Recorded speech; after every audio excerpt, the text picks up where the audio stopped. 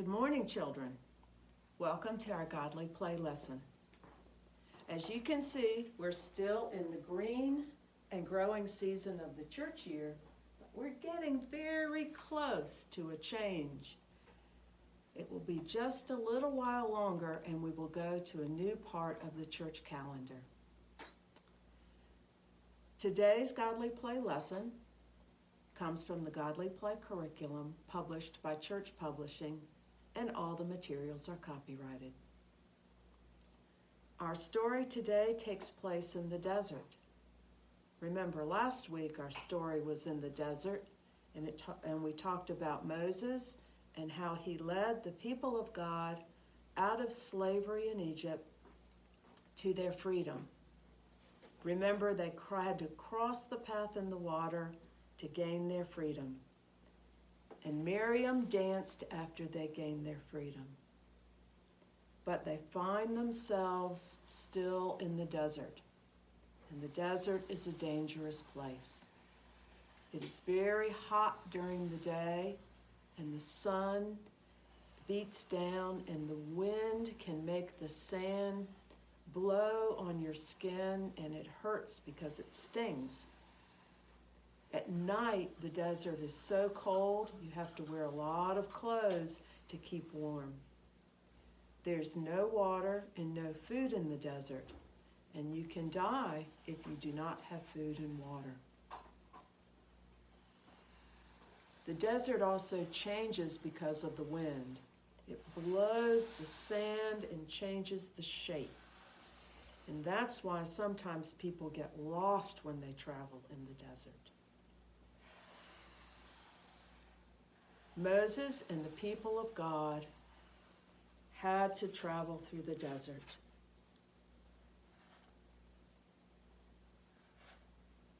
They had found their freedom and knew they could now do what they wanted to do. But they were still searching for the land where they would have enough food and water and work to do take care of their families. So they started traveling across the desert, and they would follow the fires at night and the smoke during the day to find their way. But it was a long, long trip, and they got tired of the trip. They got tired of the journey. Some people were so tired, they thought, let's just go back to Egypt. But Moses asked God for help, and God helped Moses and the people with enough water and enough food on their journey. They were walking towards Mount Sinai, a very large mountain. But when they got close to the mountain, people were afraid, because Mount Sinai was a mountain that had lots of smoke and foggy look to it. It looked almost fiery, and people were scared to get too close, and they did not want to touch the mountain or climb the mountain.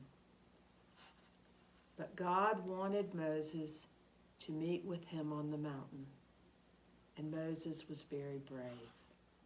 And Moses was the only one to climb the mountain to the top to be near God. And at the top, God came close to Moses, and Moses came close to God. Moses knew that God wanted him to write the 10 best ways to live on the stone tablets and take them back to the people of God. Moses listened to God and wrote down the 10 best ways that we also call the 10 Commandments. Moses traveled back down the mountain with the stones that had the 10 Commandments written. God gave the 10 best ways to Moses, and then Moses came and brought them to the people of God, and the people of God brought them to us.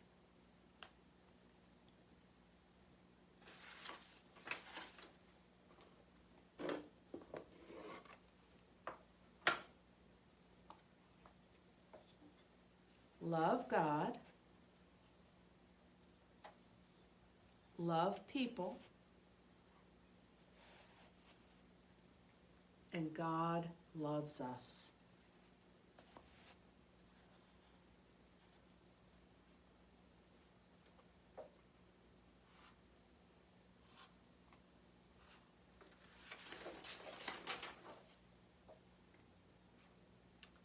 Don't serve other gods. Make no idols to worship. Be serious when you say God's name.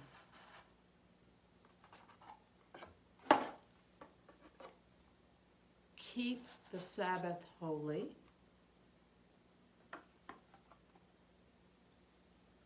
Honor your father and mother. Don't kill. Don't break your marriage.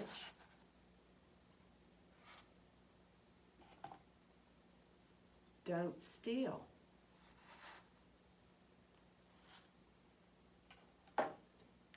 Don't lie. And don't even want what others have. I know these are hard, and God did not say these are the 10 easy ways to live.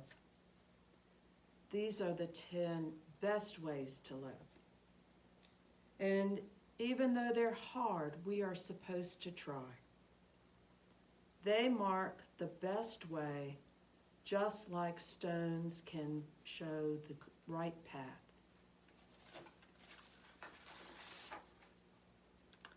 I wonder which one of these 10 best ways do you like? I wonder which one is important. I wonder which one is especially important to you.